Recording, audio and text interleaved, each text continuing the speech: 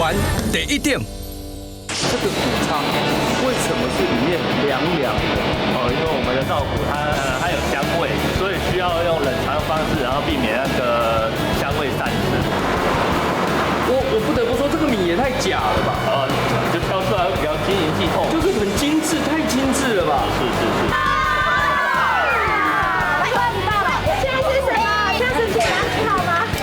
它是史丹杰的吗啡了，对，他们就只要闻到这个，就全部都聚集在这里。你看都这样，有时候会忘记回家，会忘记回家。他的老婆都已经回家了，他还留在这边。一年龄的哇，很久，明年就开始。哇，漂亮耶！对，花中的林志玲，哇塞，好漂亮哎！你知道你吃的米是何时播种与收成的吗？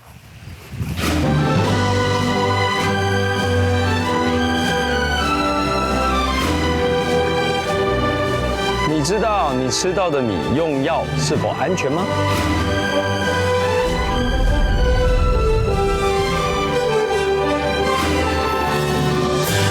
你知道你吃的米是谁种的吗？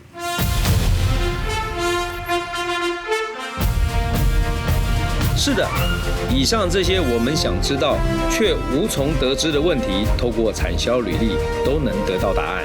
因为产销履历就像是农产品的身份证。桃园新屋区平原广阔，耕地面积约6000公顷，是桃园市最大的农业乡镇，更是北部地区稻米的重要产地。而日治时代开挖完成的大量陂塘，更是新屋的一大特色。也因为水与稻的结合，让新屋成了水乡米都。这是我们的农会的谷仓，谷仓，对。哇塞！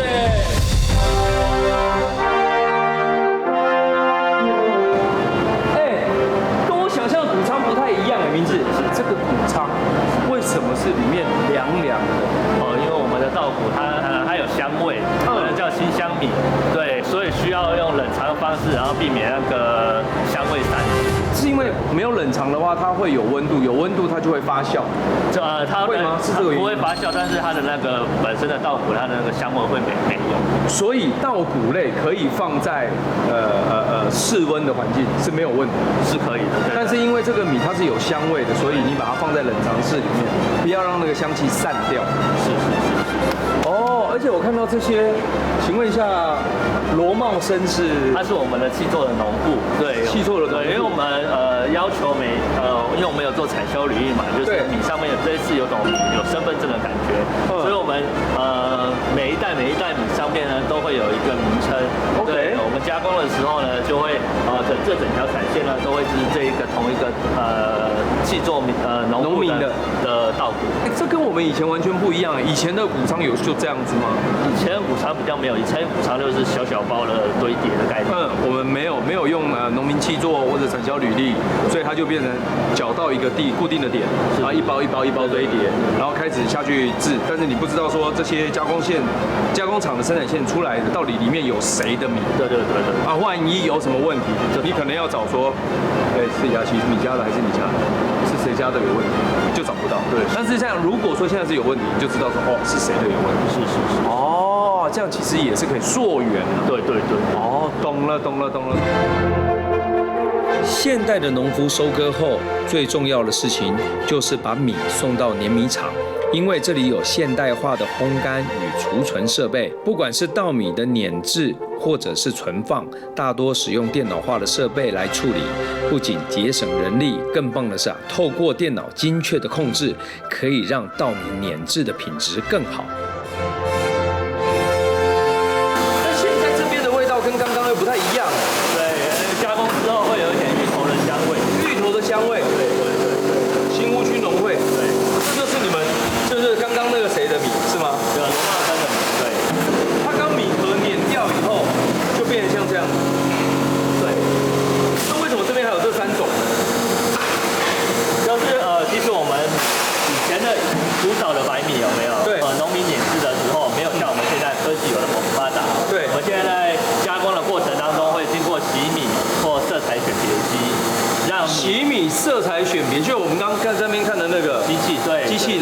对，它里面会洗，对，它是算是虽然它名称叫洗米，它其实是一种抛光的概念。抛光？为什么米现在还要抛光？因为你从糙米变成白米的时候，对，它会把上面的米糠磨掉嘛，磨掉的时候会有点粗粗的感觉。对，那经过这样子抛光，那水它是一种水雾式，它不是真正的洗，它是喷雾状，这样它的毛细孔然后塞住，然后这样子它会比较光亮。是哪一种？这个明洗，就是经过色彩选别挑出来，然后来经过洗米。这个，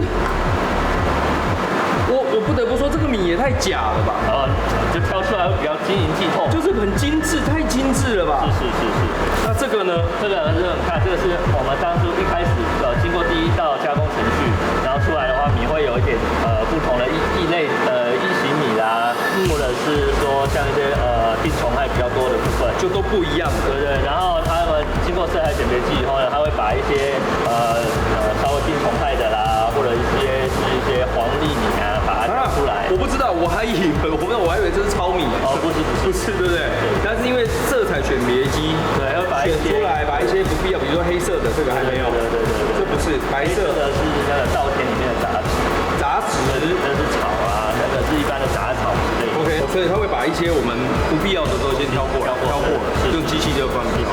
现在机器科技太发达，然后把它全部都挑完了以后，变成就是晶莹剔透的白米。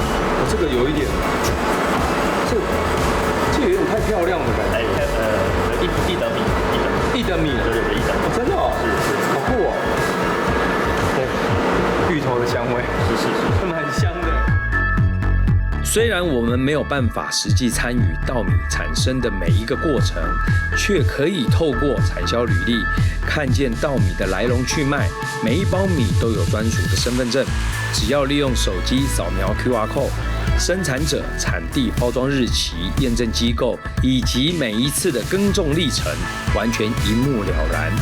而刚获选110年度产销履历达人认证的新屋农会，听说有新米发表，来去凑热闹吧。你们现在是要爆米香吗？对，这是我们刚刚去碾米厂拿到的那个米吗？是哦，真的哦，真的，所以它这个还可以爆米香哦。可以啊。所以爆米香的米不用特别挑过，说什么米才可以爆米香。哎，每一种米的压力不同，对，压力不同，对，所以蹦出来的品质也不一样。哦，真的吗？对啊。那像这个蹦出来会变什么样？这是香米的啊，就是桃园3号香米，然后会是香的吗？当然会很香我告啊。诉你，等一下试验就知道了。哎，借我玩一下好不好？我没有玩过，我需要怎么做？来，先戴手套，手套有吗？好，借我。来，先把你这个架上。嘿，爆米香是不是我们在路边听到都很大声呢？对，这边等一下你体验就知道了。真的吗？对，倒进去，倒了就会爆了吗？还没有。对，当然，要不然你以为是爆米花？对。这样先倒。对，全部倒上。全部倒进去，全部倒进去。好，来，好了，我们已经进去了。好，然后呢？来，盖起来。来，烫哦。烫哦。会烫啊，因为它要加热的。因为我们刚刚有先预热，我们先把它架上来。哦。对。哦，你好厉害哦。没有啊。然后呢？手机器，我先帮你弄一下，你来给你锁一下哈。好，来。好。你把它扳紧就可以了。扳紧。这边往这边往下。不要，我们已经调好角度了。等一下，拔掉了。对。还是我这样跟你做。好。哇！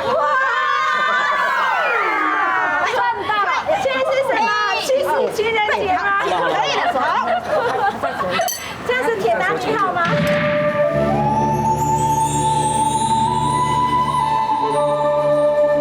帮我们开我们的瓦斯。会爆吗？现在？现在会啦。盖子。那你要盖吗？好，我把它盖起来。好嘞，这边有一个什么？直接这样。对，下去就可以了。下。对。帅哦。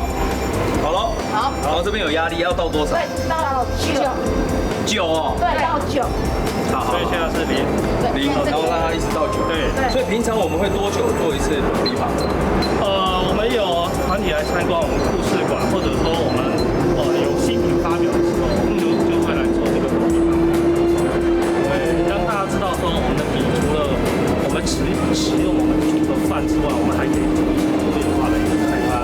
新米发表的时候，就是它新米都碾完出来了以后，我们要准备发表，我们就先拿一部分先来拱米。对，没错。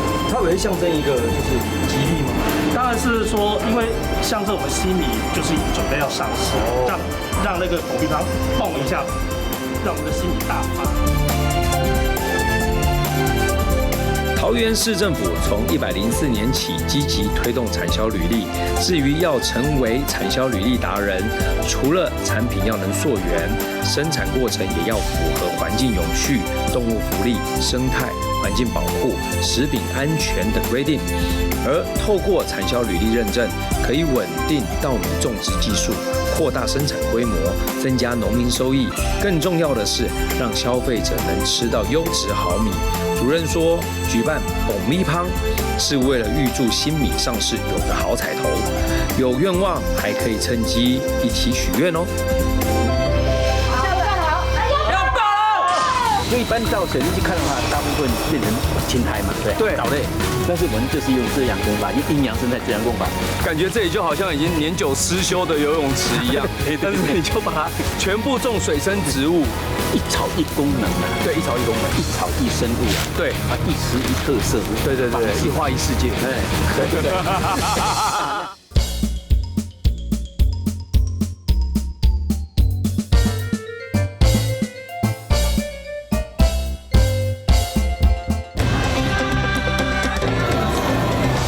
台湾第一点，要到！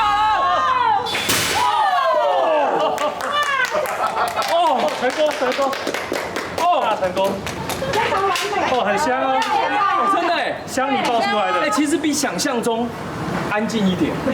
对，其实我以为会叫砰这样子嚇死人。因为我们在户外，不是在室内。爆出来的在哪边？在这里。最新鲜的，来看，放到桌上，来。最新鲜。哇，这个就是香米，这是今年得奖的产销履历香产销履历达人的香。哇，可以试一个吗？可以啊。香吧？很香香 Q 甜，香 Q， 而且它不焦，对不对？时间拿捏的刚刚。真的吗？好吃哎！哇，那你刚刚有许愿吗？我忘了。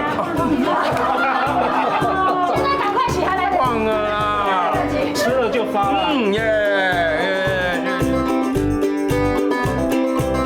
集外观、香味、口感于一身的优良好米，可是桃园农改场经历10多年的努力所孕育成的水稻新品种。浓郁迷人的芋头香气，除了是餐桌上不可缺的主食，另外还可以磨成米谷粉，变成一道道西式创意点心。那我们现在要怎么做？你现在要做的东西是什么？我是要做咖啡米蛋卷。咖啡米蛋卷，对，而且我是100%纯米哦，我都没有用米。酷哦！其实你知道吗？你如果对麦麸过敏的人，你可以不用吃面粉，对，就米谷粉其实是最好。对。那热量比例来说呢？米谷粉跟面粉，当然是米谷粉的热量比较低一点，而且重点比较低。对，而且它没有麸质，也不会过敏。哎呦，而且蓬莱米还不会胀气。对。好，来怎么做？那我们就是咖啡粉，好，就先直接。你要加什么？我帮你加下去哦。对。然后呢？好，你加我脚吗？还是？好，然后热水。咖啡就要加热水了。并不是，我是因为我用米谷粉，所以我必须要有一点水直接下去。直接加？对，直接加。哦。然后把它搅匀。为什么我脚我连戴口罩都闻到咖啡香哎，咖啡的味道哎，好香哦。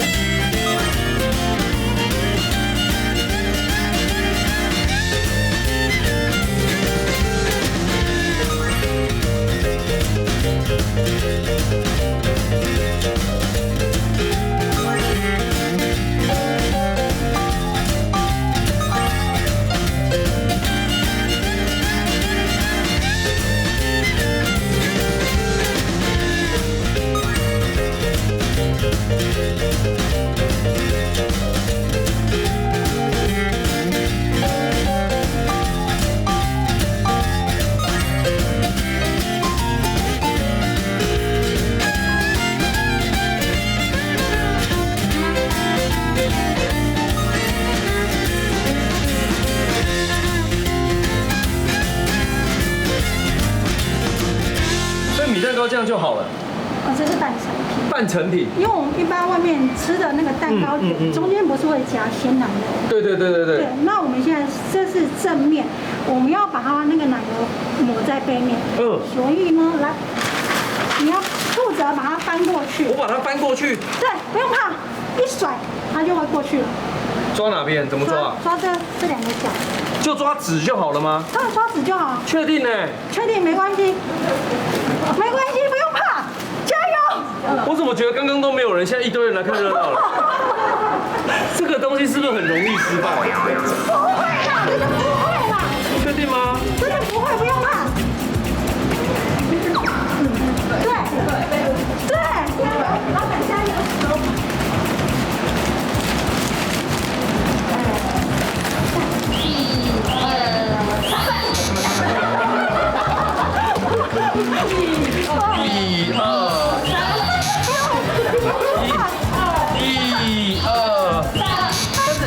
但是我如果这样甩起来，它会不会从下面就飞出去啊？没关系，我还有一盘。开玩笑，一定会成功，太简单了。来，1、2、3。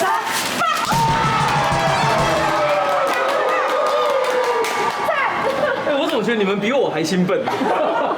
哇，这样就可以啊？对。然后呢，接下来翻成功。给我光环。我帮你后置。飞龙。怎么弄？然后呢？这掀起来。哦，哇，哦，摸起来好舒服哎。好，然后现在怎么做？然后我就对切，然后我就因为太大卷，我怕你卷不起来了，我弄小卷一点。还是你要挑战大卷的，我就不切。加油！你们觉得呢？大卷。好，来吧。要抹奶油。要抹奶油？怎么抹？一样，我们有。你来抹啊，我来卷。不，我们一人抹一半。好不容易成功帮蛋糕翻面，另一个挑战随之而来。为了男性尊严，不分切的大蛋糕只好先和大姐一起分工抹奶油。大姐说卷蛋糕其实很好玩，不过因为我是新手，还是先用一些小技巧帮忙。等一下卷蛋糕成功几率应该会高一点。然后你一定要拉高。对。然后往内卷。对，你这边往内。然后好了之后压。有没有看到？有压到了。然后你一直卷这个白报纸，它就卷进去了。没有，你要卷白报纸，然后。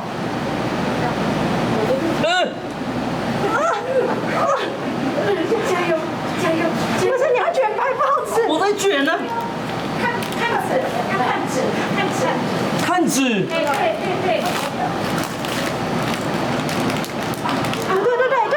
就是这个，那卷，你再卷，加油！这个跑掉了，那个应该有个洞了。哇，空心了。啊，拜。它是史丹杰的吗啡啊，对，他们就只要闻到这个，就全部都聚集在这里。你看都这样，有时候会忘记回家，他会忘记回家，他的老婆都已经回家了，他还留在这边。一年龄的哇，很多，明年就开始。哇，好漂亮哎！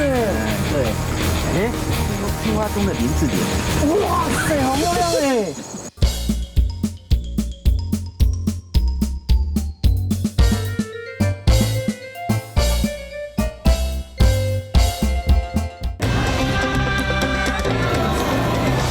待完第1點。空心了。拜。拜。不是，你要往回。往回收，它就会往回，就会收进去了。我收。然后就对，然后就你有没有觉得有点紧的感觉？对，然后呢？就好了。然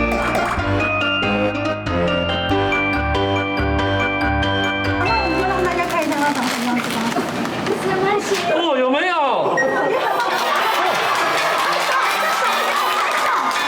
有没有？我看一下。先把拳头我手上好，快点来。混吃。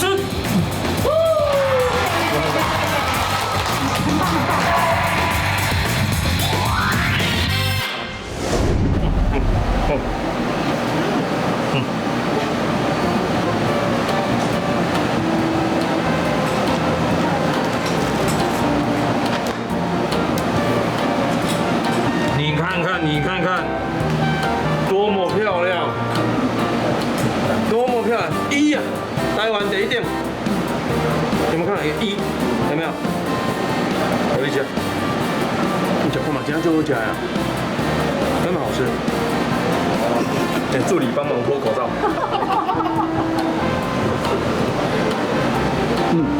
对不对？好吃吧？好吃哎，实在是真的很好吃哎。它米跟咖啡的香味不会互相打到，对，不会，完全不会。你不会觉得你好像吃一个咖啡蛋糕，你不会觉得说你好像在吃一块卤肉饭，那它夹在一起的时候那种香香的感觉。就是哇，没有违和。好，我等下再跟你要一下配方。这是对，私底下才有。谢谢可爱的姐姐加油团以身相挺为我打气，而农会家政班团员成立的烘焙坊，以在地生产、手工制造的环保减碳概念，结合在地农特产品，研发出一系列营养高、吸油量低、热量少、不易胀气又健康好消化的米加工食品，甚至以米谷粉取代玉米粉，与老牌零食合作推出新口味。如此用心，就是要让每个人爱上吃米。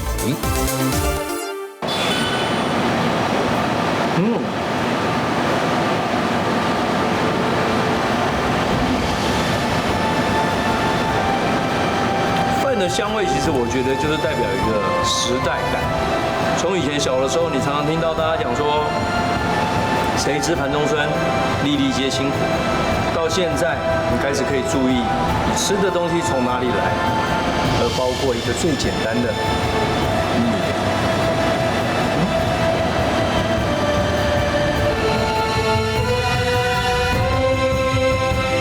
从空中鸟瞰桃园，地面上总是闪闪发亮，像是一颗颗耀眼的珍珠。而这幅美景其实是因为桃园拥有全台最多的埤塘，因此有千塘之乡的美名。当年这些灌溉用途的埤塘曾经高达1万多口，到现在剩下不到3000口。每一口埤塘都是一段历史，来去认识一位博学多闻的草塘守护者。吴大哥，你好，你好。哇，屏风草，屏风草。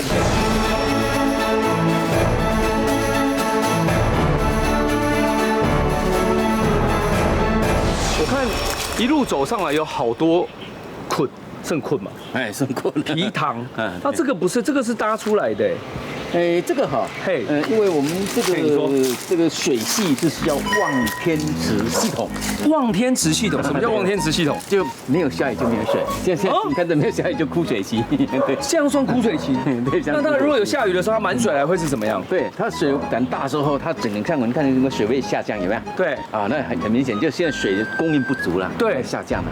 哦，我听说在桃园以前这里有一个千塘之乡，就我们桃园地区是埤塘是最多的，是不是？讲目前是千塘之乡的，过去是要万塘之乡，对。哦，在你小的时候，大概您多小的时候，你看过？因为我在65年、69年那时候还上万个埤塘，上万个埤塘。但是到现在是因为发展到现在，不孝子孙都没有办法坚持。不是，这个对这个有时候哈，你要说他是不孝子孙的，对，当然你被人家这么称呼，表示你现在口袋应该很满的。以前万塘之乡，但没办法，科技的进步，有的时候。你要说牺牲吗？还是说时代在转变吗？有的时候可能土地会越来越少，那就会回到我们最古老，就是长辈先人所讲的那句话，叫做有土斯有财。对，你如果有留下来的人，那可是家财万贯，而且那个财富，你觉得是真的 money？ 也不一定哦，搞不好那个财富是什么？就是大自然。就是你会养出来永续经营的一些生态，对，是吗？永续才重要。永续，对，永续其实真的是蛮重要的。我们常常在讲那句话，就是这个世界呢，其实就是一个银行。那你要永续，就是我只取利息，我不把本金挖完，不把那个字都把拿。对，直接连根拔起，那也许就不会再有。原理是在这边的，对不对？所以万糖之乡现在变千糖之乡喽。对，我们来看看到底皮糖对我们整个环境的帮助，跟我们互相的相辅相成的重要性在哪里，好不好？吴大哥帮我们介绍一下，我们往下走，我们来看那边。人称田中博士的吴生玉大哥，真正学历只有国中毕业。他的田种草不种稻，因为长期对水生动植物的记录观察，相关知识非常丰富，而获得学界和实务界认同。此外，吴大哥更以自家皮糖建造出太极生态工法，利用120多种水草，分类出10大净水工法，不止净化水质，它的生态池更是生生不息的小宇宙。吴大哥，你说你有10大功法，是吗？对。怎么样叫10大功？哪10大功法？一般我们的功法就是我们台湾是有8大污染源的。对。它从基隆看那边过去的7堵8堵是油污区，油污区。对，然后到我们新北市、台北市，这个都是叫生活污水。生活污水。到我们桃园就不用讲了，到底是厂污了，工厂污水。讲最多然后往下推，到台中那边，他们是农业污啦、畜牧污啦。农业畜牧，对。再来就是到浊水溪就是泥污嘛。然后到高屏那边都是叫藻污。再来就现在目前所用的生活杂污就是医院排污水。懂了。所以不是，那所以你现在做的功法是什么？我们刚刚上面看的那一池，你现在这个也是功法吗？对，我这边呢，你看起来就很奇怪，因为我们这个水泥池，因为一般到水泥去看的话，大部分变成青苔嘛，对，藻类。但是我们就是用遮阳功法，用阴阳生态遮阳功法。阴阳生态，遮阳，因为只要有阳光充足，它就会水质越好。对，长藻嘛。好，那这充足没关系，但是你要用这个多年生常绿植物，对啊，常绿植物，因为有的是多年生，但是它会受到节令。对，那到我们人过年的时候，它也休息啊，对。但是我们在做水质的话，我们就是要用强势植物，不受节令。对。现在为什么呢？在把这里面的有机物营养啦，水里面的营养，对它经过呢这个我们讲就那分解变成无机物，所以等于是我们水生植物的营养来源。感觉这里就好像已经年久失修的游泳池一样，但是你就把它全部种水生植物，就是说。一草一功能啊，对，一草一功能，一草一生物啊，对啊，一池一特色，对，一花一世界。那这是往西方极乐是不是会讲到这边？投入水草复育工作长达30年，这些外人看来像杂草的植物，对吴大哥来说全部都是宝，是他跑遍全台千辛万苦才采集到的。在吴大哥的生态池里，每一种动植物都有用途，只要巧妙运用其特性，就会生生不息，创造出好的环境。蝴蝶啊，这个是紫斑蝶，还有什么？我们生态包括陆海空，对，这属于是空性的一个生态啊，空性的这都是飞的。对，这一区跟上面那一区真的不太一样，这一区你就可以看得到有蝴蝶，对，因为还有蜻蜓。去把水质净化完以后，这边变成一个富裕区了。先看到这些紫斑蝶嘛，紫斑菲利斑、点斑和还有画斑，这是画斑在这边。这个是什么？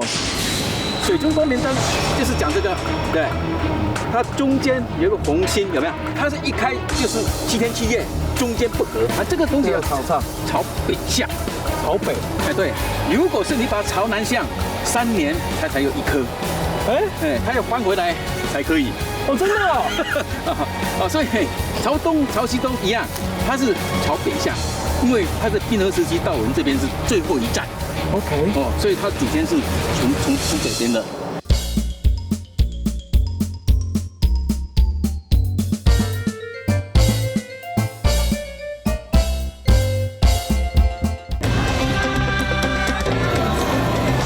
台湾第一点，这个是什么？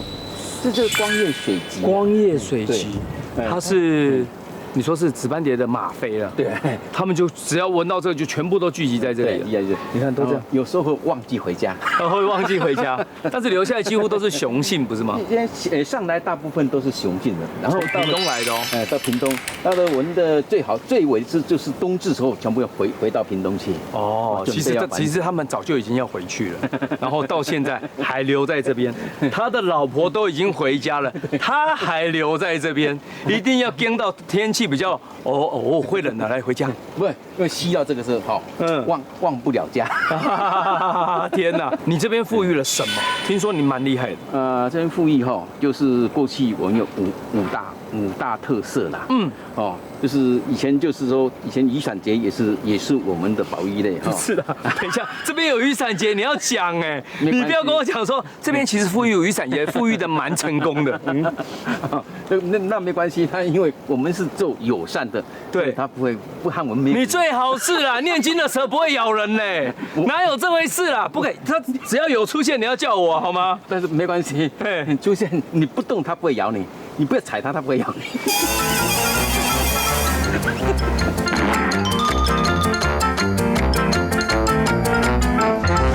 我紧张哎，其实我听到你不踩它，什么事都没有。雨伞节，还有呢？雨伞节是真的保护蛙类的呢。保护蛙的，它不吃青蛙的吗？对，你看。可是其实，我怎么会印象中是说，你只要听到这里很多呱呱呱呱呱，附近很多它的食物，那就表示有蛇啊。为什么您说雨伞节是保护青蛙的？这个有时候真的是开眼界。我当初也是笨笨的，因为我们这边有富裕台北赤蛙。台北赤蛙就是讲雷公蛙嘛，对。你这里有台北赤蛙？有，今天很少了耶。因为今天是有缘的话，晚上他会现身给你看看。真的假的？很少哎，雷公蛙很少了耶，几乎都没有了。对啊，差不多。你这里好，你再继续开始。雨伞节过去了以后你说有台北赤蛙。对啊。他怎么这样保护它？这个雨伞节呢，它专门对付什么？对付这些游蛇啦、草花蛇、浪花蛇。它草花浪花蛇呢，专门对付青蛙。对。就它吃它，它就是其实就是大自然中，其实它就是会有一个相生相克，对，相生相克，然后它会制成一个生物链呐。对，那这制成一个生物链的时候，其实这也就是我们，这个真的反思回来，我觉得人类是这个生物链里面呢最大的乱源，都是假味。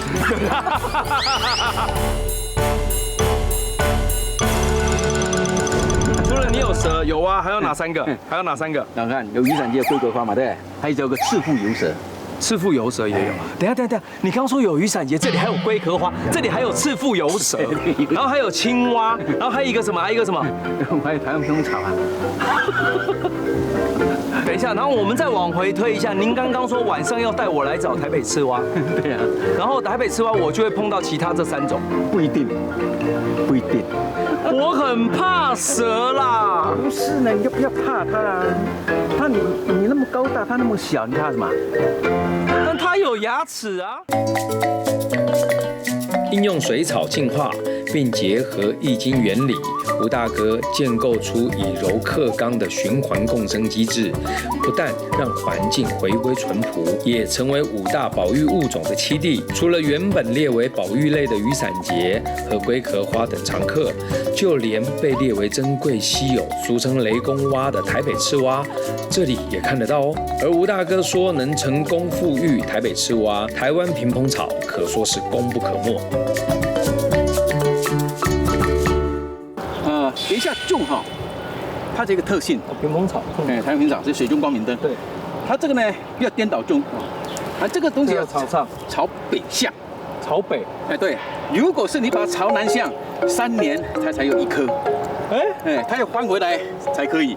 真的所以朝东、朝西都一样，它是朝北向，因为它的冰河时期到我们这边是最后一站。OK， 哦，所以它祖先是从北边的。哎，这是真的吗？你如果朝北边种，它就会有发；对，朝其他方面种，它会3年才发。3年才回来，它有拔栓。所以呢，在种时候大概就是这样子。哦，这个下面是营养根嘛，对。对，营养根。就把它这样插下去的时候，就可以这样子。好，这个就是我们今天的重点。哦，来的话就要看它结缘，要看它结缘，可以刚洗验哦。好，这水中光明灯。对。这你就旁边比较，因为这里面就很深哦，这叶泥就很深。是这样种嘛？对，朝北向就是朝北向。他家是住在北方，哦，他又回娘家。我们种是给他回娘家，这生生不息的。哎，为什么它要叫水中光明灯？来，这个水中光明灯哈，我就拿一块这个水中光明灯的意义来在哪里？来，好，水中光明灯就是讲这个，对，它中间有一个红心，有没有？红心嘛，对。哦，有没有像文气庙里点那个光明灯？光明灯，哎，有，你看这个，有没有？哎，你被光明灯不？这个是它，你们谁比较需要光明灯？尴尬，谁是光明灯来着？光明灯来着。哦，因为呢，它这个哈属于是莲，那莲呢会分50莲和子时莲。对，所谓50莲就是白天开花，对，哦，然后晚上休息。对，子时莲是晚上开花，白天休息。这个呢，它是一开就是7天7夜，中间不合。哦，真的吗？对，今天不合哦。然后呢，它是代表什么？哎，中国妇女的美德，含苞待放，靠我睡饱。这是传统妇女的美德啊。对，它始终只是代表水中光明灯，开7天7夜，一开就7天7夜。哦，有什么花可以这样一开这么久的？莲科没有，只有它了。哦，莲科的只有它可以开7天7夜。它是莲科。哦，所以这个就是水中光明灯的一种哈。哎，你种不贼，表示我们家族业旺哦。对，来许愿，来许愿，两个广结善缘吧。广结善缘。台湾屏风草曾经是台湾皮塘里随处可见的水生植物，却一度消失濒危。西元1986年，吴大哥开始富裕台湾屏风草，才让这美丽的追莲葵可以再现风华。夜幕低垂，另一个再现生机的神秘娇蛙，差不多该见客喽。它的叫声是哪一种？我现在都没有听到任何，我只有听到蟋蟀。这个叫声哈，它叫声是像小鸟啦。对，它一般就这样，像因为现在闻着可以试一下，就是说现在因为节令关系，它到了中秋以后就变成哑巴蛙。中秋后就哑巴蛙了。所以我们的台北赤蛙它是什么叫声？它叫成这样。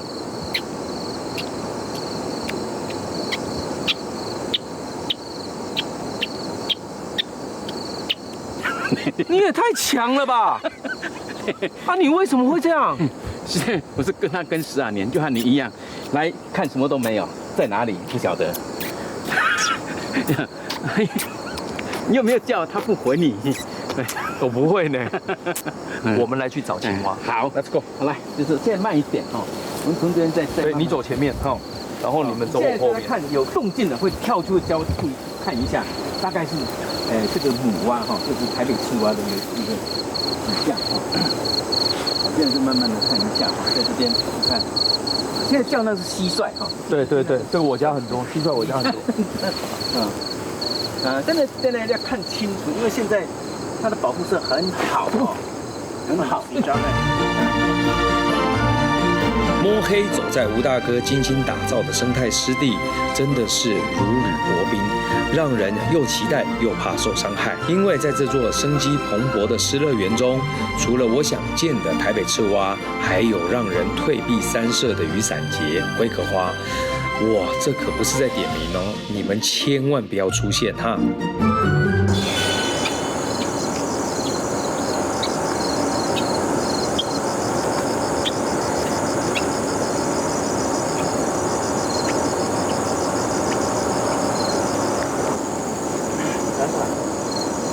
大的，这哦，看到有了，大的一个，有没有看到？这边一个，那边有没有？这边一个，最近的这边，你不要动啊！我在这，好看啊，在这里。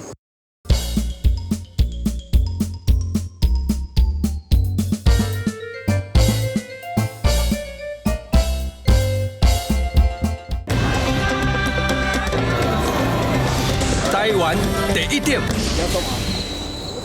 打开了，在这里。哦，这边这，在这里。哦，对，好。这下面也有一个，有没有看到一个？这是大的还是小蛙？这是今年的蛙，今年这是小蛙。哎，是小蛙。大的有多大？大的有多大？那母的会比较大。哪一个？这边。哦，看到，真的。哦，这个刚好，就是母蛙了，就是一年龄的蛙，成熟，明年就开始产卵了。哇，好漂亮哎！对，哎，青蛙中的林志玲哎，哇塞，好漂亮哎！它就不动了耶。对，它定力很好哦。这边这只幼蛙是幼蛙，这是在端午节出生的。2只，这里1只，啊，这里还有1只，这里还有1只。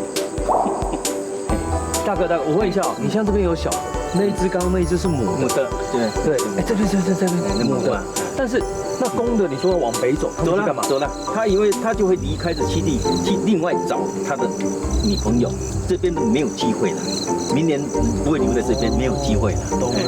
哎，这是它的近亲关系相当的严格，就像文人最乱啊，没有啦，我们没有啦，搞不好是你没有，他有决定，他有决定，我们没有决定呢。哦，对。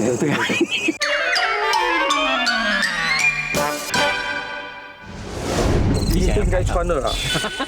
等一下，因为我有带手机呀，借我拍一下。哎，有生之年看一个台北赤蛙。哦，这很难得哦，就是今天大家是有福相，我不骗你，因为我们可能你们来的时候都烧到那个铜香，就烧到蚊香，烧蚊香就完蛋，看不到。好难哦，看不到啊，好难到啊。实在是有多漂亮，真的漂亮哎。很漂亮哈，会迷人哦，很漂亮，很迷人，真的。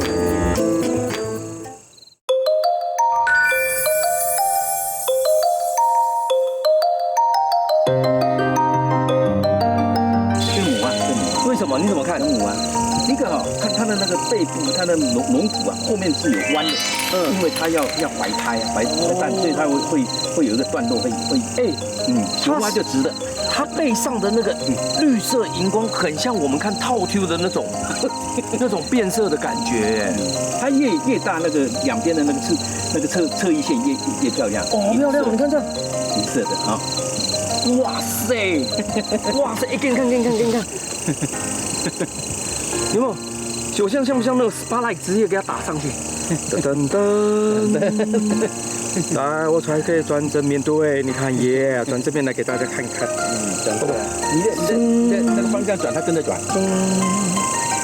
林志玲 ，How are you？ 林志玲，哇塞，哎，可以这么近的观看台北树蛙，我们也算是赤蛙哦，台北赤蛙，卖跳，我们也算是台湾第一等，第一人。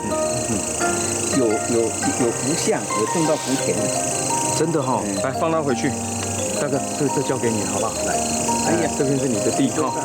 我跟你讲，今天呢真的是运气非常好，真的，我们运气真的算很好。来又可以看得到台北赤蛙，然后来又找到，在这样的栖地保育，你看有多重要。而且今天没有月亮，哇，真的是一个太完美的事情，你就不用在那边担心，他不会的。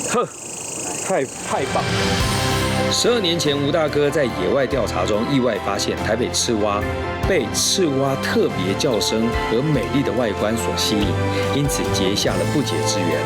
台湾的青蛙有33种，其中台北赤蛙因为栖地开发和农业形态转变，族群数量正在逐年减少，是台湾原生蛙类中最具灭绝危机的物种。对湿地保育有着无比热情和使命的吴生玉大哥，就像一本行动的生态富裕活字典，把环境教育当作生活日常。欢迎大家一起来认识有趣的水草世界。